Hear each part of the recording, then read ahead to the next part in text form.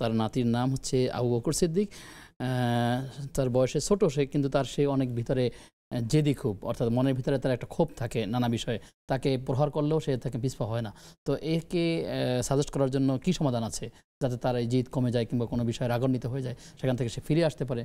এটি কার পক্ষ থেকে হয়ে থাকতে পারে? সাধারণত এই রাগগুলো তো অনেক সময় জিনের পক্ষ থেকে হয়ে থাকে। হ্যাঁ, এটার ক্ষেত্রে যেটা করণীয় সেটা হচ্ছে বাচ্চার যে কাপড় চোপড় আছে এটা আমরা মাগরিবের পরে টোটালি আমরা বারিন্দায় রাখবো না। রাসূলুল্লাহ সাল্লাল্লাহু আলাইহি ওয়াসাল্লাম এটা নিষেধ করেছেন। আমরা বারিন্দায় বাচ্চাদের কাপড় এবং কোনো মহিলার কাপড়ও, আমরা বাচ্চাদের কাপড় হোক, মহিলার কাপড় হোক, স্বামীর কাপড় হোক, এটা আমরা মাগরিবের পরে আমরা এটা বারিন্দায় রাখবো না।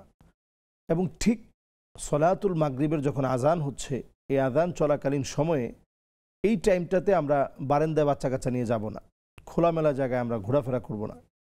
এই সময়টা যেহেতু একটা পরিবর্তনের সময়, ইন্না হায়াতাকা কত্তাজুলু কামিসলিশ শামস, সূর্যের এই পরিবর্তন আল্লাহ তাআলা বারবারই মনে করিয়ে দেয় যে তোমার জীবনটা পরিবর্তন হবে। এই সময়টা শয়তান খুব বেশি চতুর্দিকে ঘোরাফেরা করতে থাকে, জিনেরা, এবং ক্ষতি করার চেষ্টা করে। তো এই টাইমটাতে আমরা বারান্দায় বাচ্চাদেরকে যেতে দেব না। রাত 12টার পরে, এই গভীর রাতের এই সময়গুলো তো শয়তান ছুটাছুটি করে, হ্যাঁ, এবং ক্ষতি করার চেষ্টা করে। একেবারে দরজা খুলে আমরা ঘুমাবো না। রাসূলুল্লাহ সাল্লাল্লাহু আলাইহি ওয়াসাল্লাম এটা টোটালি নিষেধ করেছেন। তো মেইন ডোর তো প্রশ্নই আসে না, আমাদের তো এখন মেইন ডোরের পরেও আরও কয়েকটা ডোর থাকে।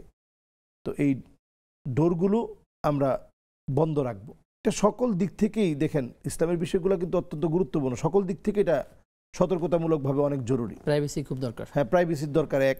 2 নম্বর হচ্ছে যে কোনো সময় চোরও আপনার এখানে, হয়তো একটা দরজা খোলা আছে, গ্রিল কেটে আপনার এখানে ঢুকে পড়লো। তো সকল দিক থেকে এটা সতর্কতামূলকভাবে রাসূল এটা নিষেধ করেছেন। তো আমরা এই সময়ে আমরা এই কাজগুলো করব না। এবং বাচ্চাদেরকে আমরা দাঁড়িয়ে পেশাব করতে দিব না। এই দাঁড়িয়ে পেশাব করার কারণে অনেক সময় এই বাচ্চারা প্রচণ্ড জেদি হয়।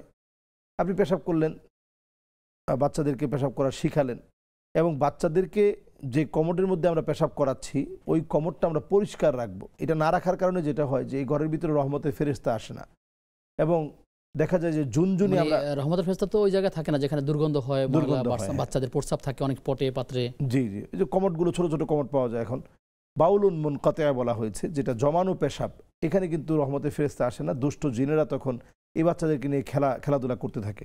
বিশেষ করে বাচ্চারা খুব জেদি হয় এবং অনেক এমন আচরণ করে যেটা আপনি চিন্তাই করতে পারতেছেন না যে এই বাচ্চা এই আচরণ করলো কেমনে। তো এটা হয় কেন?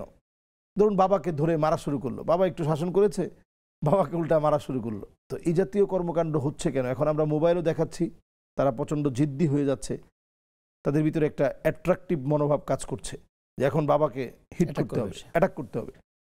তো এই জাতীয় কর্মকাণ্ড কিন্তু এই কারণেও হচ্ছে। পাশাপাশি আপনি আপনার ভাত খেতে বসছেন, হাড় টার সব সহ কিছু ভাত রেখে আপনি হাত ধুয়ে ফেললেন। এই যে আপনি কিছু হাড় টার সব সহ ধুয়ে ফেললেন, এটা জিনদের কিন্তু খাবার। আল্লাহ তাআলা আমাদেরকে শ্রেষ্ঠ বানিয়েছেন, আমরা তাদেরকে দেখি না।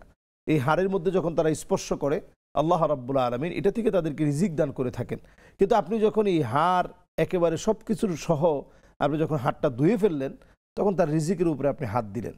এই রিজিকের উপরে হাত দেওয়ার কারণে সে প্রচণ্ড রেগে যাবে, খুব স্বাভাবিক বিষয়। আমার রিজিকের উপরে হাত দিলে তো আমারও প্রচণ্ড রাগ হবে। তো তার এই রিজিকের মধ্যে যখন আপনি পানি ঢেলে দেন, তখন তারা স্বাদ থাকে না। এই জন্য এই হাড়, এগুলো খাবারের উচ্ছিষ্টগুলো হাড় কাটা ফেলতে নেই, পানির মধ্যে ফেলতে নেই। হাড় কাটা এগুলো তাহলে আপনি কি করবেন? ঢাকা শহরে তো আপনি রাস্তায় অনেক সময় দিলে মানুষ আপনাকে গালিগালাজ করবে। যদি আপনি কোনো কুকুর বিড়ালকে পান, হয়তো আপনি খাওয়ালেন, নির্দিষ্ট জায়গায় ফেলবে, ময়লার ঝুড়িতে একটা পলিথিনের মধ্যে আপনি সুন্দর করে আটকে আপনি নির্দিষ্ট জায়গায়, আপনার দায়িত্বটা আপনি পালন করলেন। এতে করে আপনার বাচ্চা ভালো থাকবে। যদি আপনি এটা না করেন, হয়তো আপনি আয়াতুল কুরসি পড়েছেন, সূরা ইখলাস, ফালাক, নাস পড়েছেন, বাচ্চাদেরকে আপনি পড়ে ফুও দিতে পারেন নাই।